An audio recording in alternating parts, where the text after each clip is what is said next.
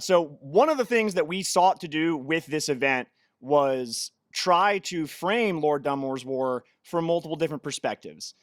This is not just a conflict between Virginia and some random opposition force. These are two different nations of people who came into conflict with each other. We've seen a lot of other programs out there that seem to fail to address that. So we wanted to try and make up for that failure by putting native voices on a podium like this one right in front of me.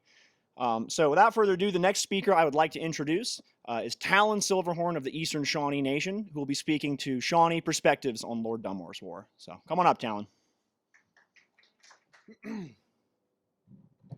Wow.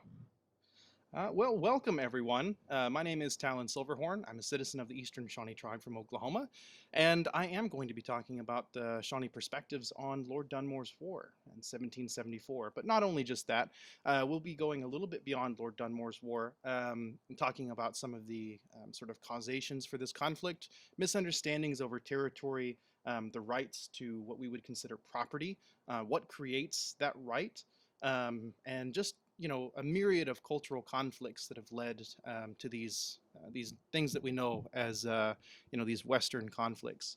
I also want to take some time to answer questions, so I'm going to try and keep my talking fairly brief in favor of answering questions and sort of having a more informal conversation.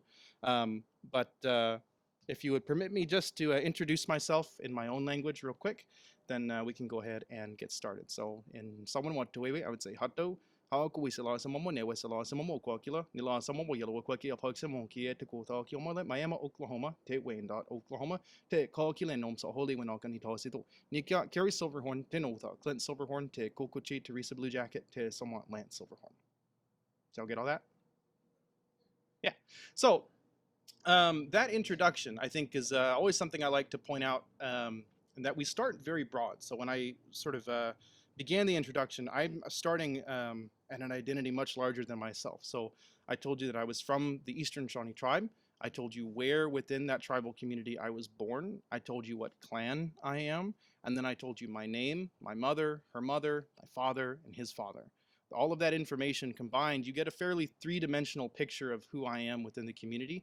And if you were another Shawnee person, you would maybe have an understanding of any relationships that we have sort of right off the bat. So I'm a site supervisor with the Ohio State Parks. I supervise Old Chillicothe, 1777 to 1780, where Clark and his 1,200 men marched up the Little Miami River.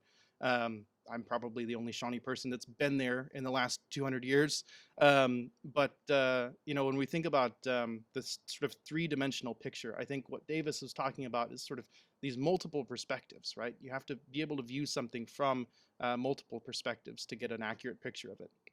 While I was giving a presentation on the eclipse of 1806 and cultural perspectives of the sky and how we choose to ascribe meaning to what's above us, I had an absentee Shawnee person in the audience from Oklahoma, from Anadarko. And after I had given my introduction, he had come up and shook my hand and said that he played basketball with my dad in high school. He had come 800 miles, not knowing exactly what he was going to find. He was passing through on his way to somewhere else, and turns out, we had a connection, sort of just like that. I always enjoy pointing those out because those are the types of connections, those are the types of conversations that are often sort of missing from our historical mind and the narratives that we tell about history, those very personal relationships, and especially when we start talking about military confrontations. We sort of miss the forest for the trees, if you will. We think about the strategy and the firearms and the types of locks and spring tension and caliber, but we tend to miss the people themselves, right? And so most of my interpretations when I do any living history tend to focus on attempting to, in a sense, demilitarize the interpretation around my community. For the last 250 years, we have been viewed largely as military opponents, not only to Western expansion, but to American progress in and of itself. And so by reframing the way that we talk about not only Shawnee, but Wyandotte, Miami, Seneca, Cayuga, the Six Nations, and on these sort of classically Western tribal nations, we're reframing the way that we are seeking to build relationships, right? So I'm using living history as a tool to sort of rewrite, if you will, this perspective that's been shaped for the last several generations. And it's largely been absent of tribal voices, which is why it's so important to have not only myself, but DJ Huff from the Seneca Nation from New York, and Tristan Tucker from the Delaware Tribe of Oklahoma here this weekend as well. We're all representing Shawnee people, but we have our own individual unique perspectives, religions, customs. It's been interesting to be down there at camp and interpret the Treaty of Fort Stanwix and its right to sell the Ohio country with a Shawnee person and a Seneca person standing right next to each other with very different perspectives on who actually held the claim to that territory in 1768.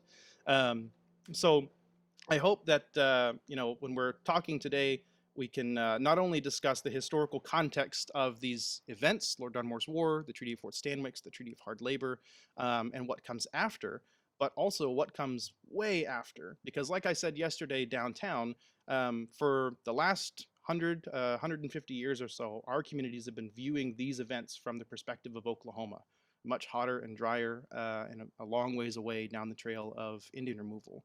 So we have a slightly different perspective viewing these colonial conflicts that ultimately, in our mind, sort of are leading to Oklahoma. So I'll open it up real quick. Are there any questions before I start talking about sort of the causality of Lord Dunmore's War? All right. So I think we probably should begin at the end of the French and Indian War. England and France are competing over this Western territory. This sort of struggle between colonial powers to claim land in the Western regions is largely absent in a large part of Native voices. Even though we have treaty making going on, we have agreements in place that have been in place since 1611 in some cases. Native voices are viewed as outside of this discussion. This is a conversation between crowns, essentially, to parse up the land in this Western territory. And the French and Indian War, once it concludes with the Treaty of Paris in 1763, I'm sure we're all familiar with the proclamation, October 7th, 1763, right? For those of you who may not be, this was essentially a line drawn at the headwaters of several rivers that, for all intents and purposes, makes up the Allegheny Mountains. And it was decided that to prevent any immediate conflict, that land west of the mountain range would be reserved for the tribes until any future negotiations were to be made, right? Those future negotiations came in the form of the Treaty of Fort Stanwix in 1768 with the Haudenosaunee. The Haudenosaunee, or the Six Nations, are the Seneca, the Cayuga, the Mohawk, the Onondaga, and the Oneida, and in 1722 the Tuscarora are added from North Carolina. These make up a confederacy of independent countries that are all operating towards one sort of administrative goal. They have a binding sort of Unitarian law that they call Archeological, the Great Law of Peace, and this is sort of the direction that they're all moving towards. One thing that is outlined in that Archeological is the idea that they have the obligation to extend their white roots of peace, to extend the reach of their confederacy, and to bring other nations into this fold and other territories into this claim. And they are exercising that in the Treaty of Fort Stanwix by claiming essentially this territory along the Ohio River. And they sell this territory by right of sort of their own making to the Virginians and to England. And later that year, in 1768, the Treaty of Hard Labor with the Cherokee will once again sort of reaffirm England's claim to this Western territory. Pennsylvania and Virginia have slightly different opinions on whose territory that actually is. But alas, it is considered to be English territory. So in 1774, when we're framing Lord Dunmore's War, there have already been many sort of skirmishes and small conflicts in this territory. And as more and more people are settling, whether legally or illegally, west of that proclamation line, it is bringing Shawnee and Miami and Wyandotte, Ottawa, Delaware, Mingo. Mingo, for context, is not its own unique people with its own unique culture and language, but they are a sort of mixed group of people that are descendants of the Confederacy. So primarily Seneca, Cayuga, and Mohawk, who have left the Six Nations and are no longer part of the Council Fires at Onondaga and are living independently in the Western Allegheny and Ohio countries. They've been independent for about 35 years by the time of Lord Dunmore's War. And, they are now sort of opposing their kinfolk, their brethren up north in the sale of this land in the Treaty of Fort Stanwix. And so with the Treaty of Fort Stanwix and the Treaty of Hard Labor, the western door is opened once again. And nations like the Shawnee and the Miami, Ottawa, Wyandot, Mingo are brought back into direct conflict with Virginia. So this is a long story of sort of tit for tat. The Virginian tribes have sort of kept this western door closed for the last couple of centuries, and now that they are tributaries to England, it is once again sort of bleeding westward. I always find it interesting the way that we choose to depict land in 2 dimensions on maps. I have a colleague where I work who was a cartographer for his first job, and we've been looking at a lot of 18th century maps and sort of discussing that these are not satellite images. These are intentional creations that show bias and that have a sort of perspective to them of their own. And, we've been discussing the idea of, when you're choosing to draw a map, when you're choosing to sort of illustrate this picture, you're telling the world something about yourself. And for Shawnee people and other tribal nations, the mental map that we have of our territory largely depends on sort of living memory and use. And so when talking about the right to claim something or the right to sell something, the right to ownership, in our culture, we identify right mainly by having a relationship with a thing or with a place, with people. And so traditionally, we would say that we only have the right to own what we produce. So the fruits of our labor are what lies within our ownership. We did not create the land or the air or the water, and therefore it lies inherently outside of the power of our hands and owning it. Our house, our tools, our clothes, these are all things that we own. Actually, even traditionally, we say that even the dogs that live with us, they aren't our dogs. They are their own independent beings that choose to live alongside us because we have a relationship with them. Even today, like Skipai here, he when we went to the shelter to rescue him, it's actually considered taboo for us to pay any money for these animals because it's considered unnatural to own living things. And so we worked out a deal, and we took him home. But yeah, I think that's something important that I like to point out when talking about ownership, is that inanimate objects are few, very, very few and far between within our culture. Even the land, the water, the air, these are their own living things. And so when the world was created and we were created alongside with it, we view these things as our relatives. And I think that can sometimes get a little bit lofty and idyllic, but in a sense, that's kind of the way that it works, right?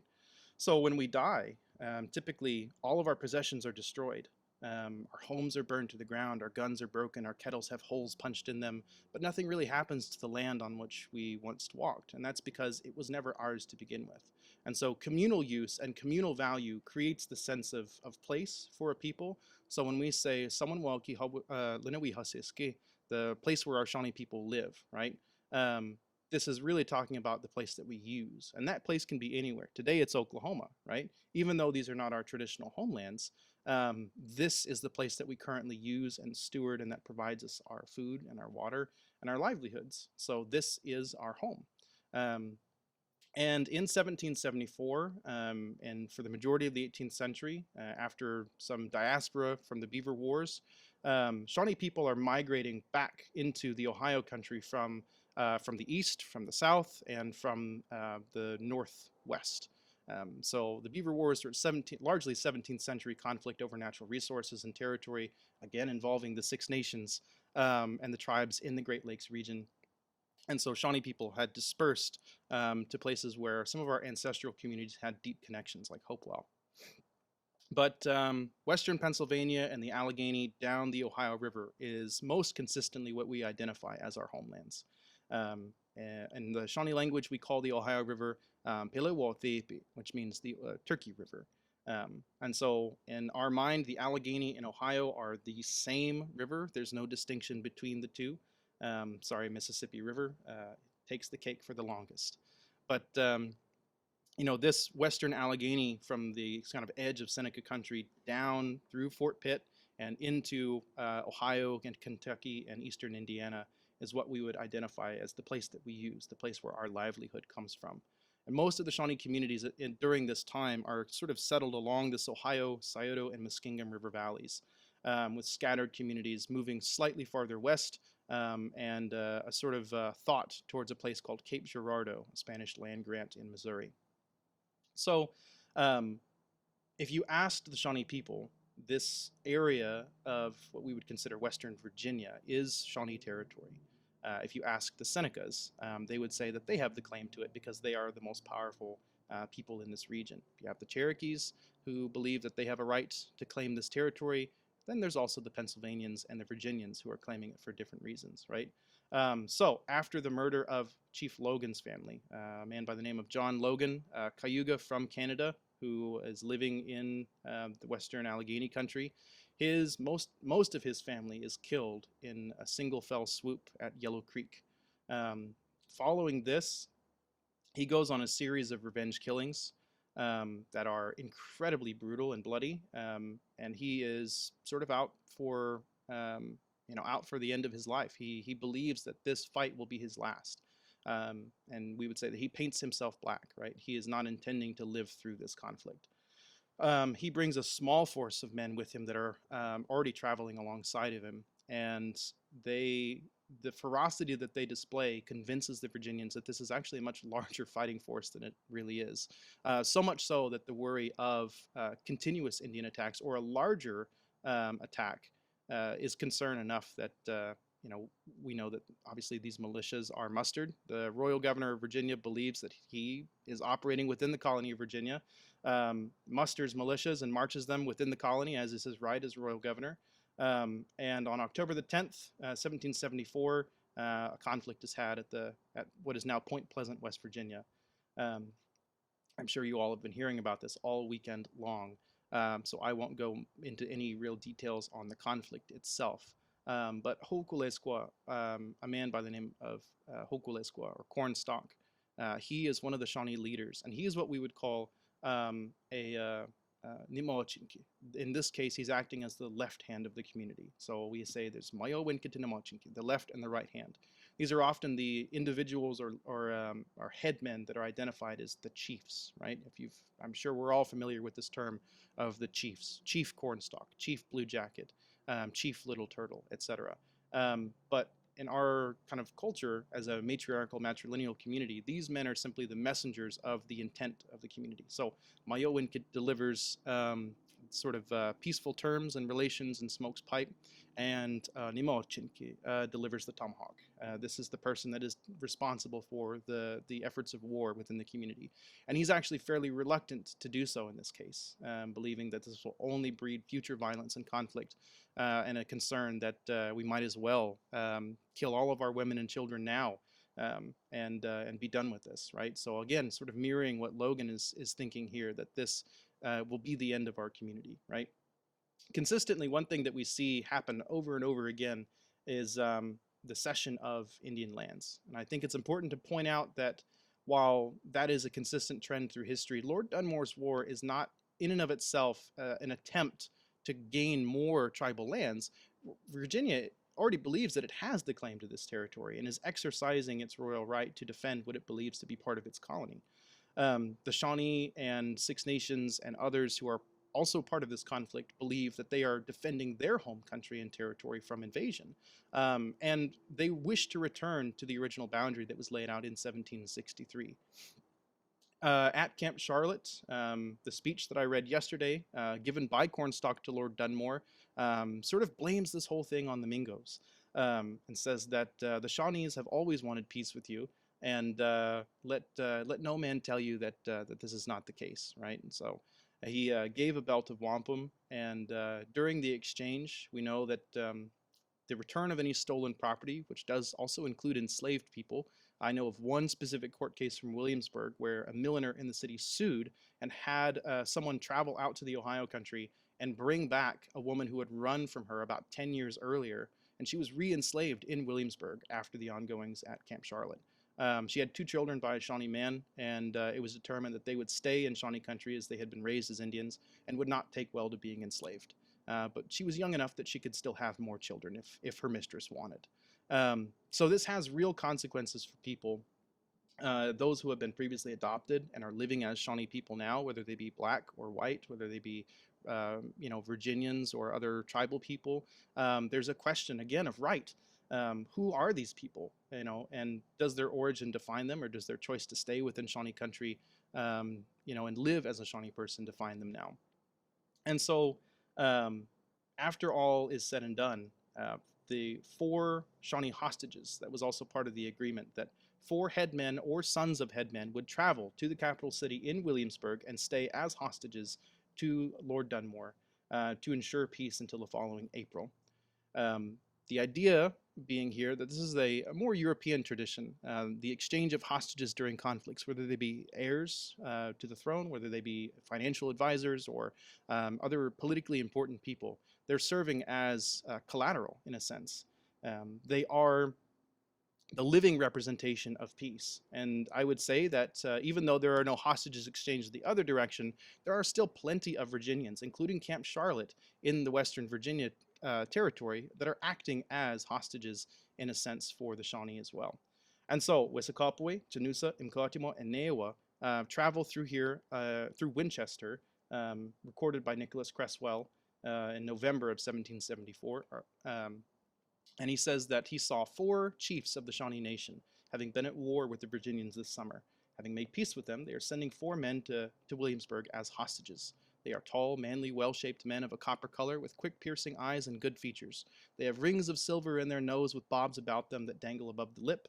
And all of the hair is plucked from their head, and their faces painted in different parts with vermilion. They are dressed entirely in white man's clothes except for breeches, which they refuse to wear, instead preferring a girdle of cloth bound round the waist, drawn before and behind, etc., etc., etc. But he does hit the nail on the head. These men are hostages. They are traveling to Williamsburg and will arrive on December the 17th, 1774. The Virginia Gazette, when they arrive just 4 days after Lord Dunmore gets back to the city, the Virginia Gazette posts that they are the princes of the Shawnee Nation. And that really is the tone for the time that they're in the city. So Wesakopoway, Chanusa, Mkotimo, and Neewa are viewed as visiting royalty here to the capital city. They live in the palace with the governor and his family. They eat from the same table. They ride around in the governor's personal carriage. They can do basically whatever they want, whenever they want, so long as they don't leave the city. They go and see plays and shows. They are honored guests at the ball of the christening of Lady Virginia in January of 1775.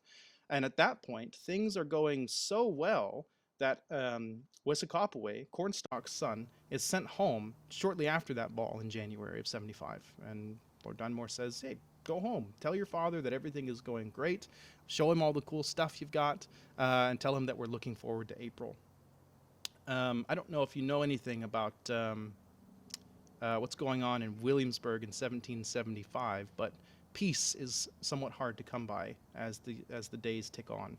And so Janusa, Mkotimo, and Neewa, as they're living there in the city, they are seeing very intimately what's going on within not only the colony, but the minds of leadership within this Virginian place. And so as tensions grow higher, ultimately sort of culminating with the gunpowder incident, Lord Dunmore and his family flee Williamsburg, go to a ship on the York River where they'll stay until they eventually return across the ocean to Europe. Janusa views this as an act that violates whatever terms they hoped to achieve. He believes that the conflict will continue, and not only will it continue, this is the perfect time to stage an attack into Virginia because they are in chaos, they don't know what's going on, they're all fighting each other, and their leadership has just left. And so he leaves immediately to try and gather a force to strike deeper into Virginia. Mkotimo and Neewa stay until June of 1775, when an escort is paid for by Patrick Henry to take them back to the Ohio country. So, and that is the end of these, the stories of these men, essentially, until 1777. We don't know what happens to 3 of them. Another sort of challenging aspect of studying my community's history is the fact that names are not constant. Names change sort of as your role changes, and so Wesekapwe changes his name to Captain Morgan. The only reason we know that he is the same person is because he is still Cornstalk's son. And so at Fort Randolph, at Point Pleasant, November the 10th, 1777, further negotiations of peace are sort of brought to a screeching halt when Cornstalk and 3 other Shawnee men are killed there at Fort Randolph, once again thrusting the Western Territory into violence. And so this pattern continues on through not just 1777, but as these Chillicothe towns move farther west, as the political leadership of the Shawnee community moves farther west, so too does that violence, right? January 1st, 1780, the new governor of the Commonwealth of Virginia, Thomas Jefferson, writes to one George Rogers Clark and says, if against these Indians, he offers him the choice to either try and take Detroit or to make a campaign against the Shawnees and Wyandots. And Clark, in a letter to Speaker of the House Mason, says, I was pretty sure I could have taken Detroit, but I didn't think anyone would believe me, so I made a campaign against the Indians. And Jefferson says, if against these Indians, the end proposed should be their extermination or their removal beyond the lakes or Illinois River. The same world would scarcely do for them and us. So, Lord Dunmore's war, even though in the timeline represents kind of a flash in the pan of this violence along the frontier, it is continuously referenced from that point on in further pushes into Shawnee, Wyandot, and Mingo country, culminating with, of course, removal in the mid-19th century. But even though Lord Dunmore's War is not a specific attempt to gain more Indian land, it is, again, something that is sprinkled on top of all future attempts towards native removal or assimilation. So I thought I would include that as well. So I know we have limited time. Any questions, anything that we'd like to discuss?